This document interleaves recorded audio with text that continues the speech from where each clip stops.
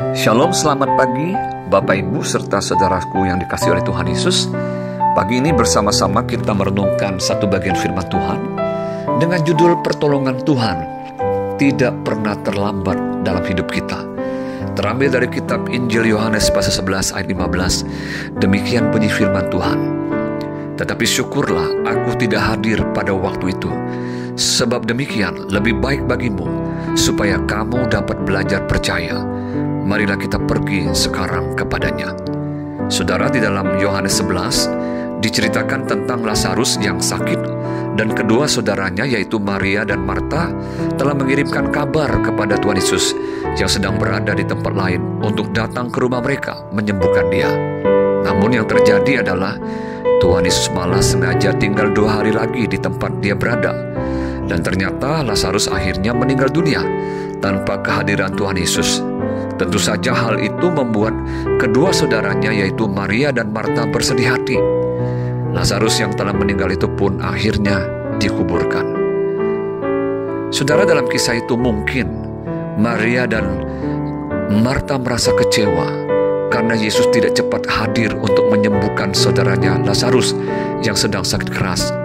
Padahal mereka sudah mengirimkan kabar tentang saudaranya yang sakit kepada Yesus. Mungkin mereka bertanya, mengapa Yesus terlambat untuk datang menyembuhkan Lazarus? Dan kenyataannya, semua sudah terjadi. Lazarus sudah mati dan dikuburkan. Mereka mungkin berpikir semua sudah terlambat. Saudara, namun kisah tersebut tidak berhenti sampai di situ. Justru apa yang terjadi pada Lazarus ternyata dipakai Tuhan untuk menyatakan kemuliaannya, supaya banyak orang belajar untuk percaya bahwa Dialah Anak Allah yang hidup dan yang berkuasa untuk memberikan kehidupan, bahwa Dialah kebangkitan dan hidup, supaya barang siapa percaya kepadanya akan hidup walaupun ia sudah mati, dan setiap orang yang hidup dan yang percaya kepadanya tidak akan mati selama-lamanya. Yohanes 11, 25-26. Dan benar adanya, di akhir peristiwa tersebut, Tuhan Yesus menyembuhkan, membangkitkan Lazarus yang sudah mati 4 hari itu. Tuhan Yesus hendak menyatakan bahwa Dia Tuhan dan Allah yang berkuasa atas kematian ataupun maut.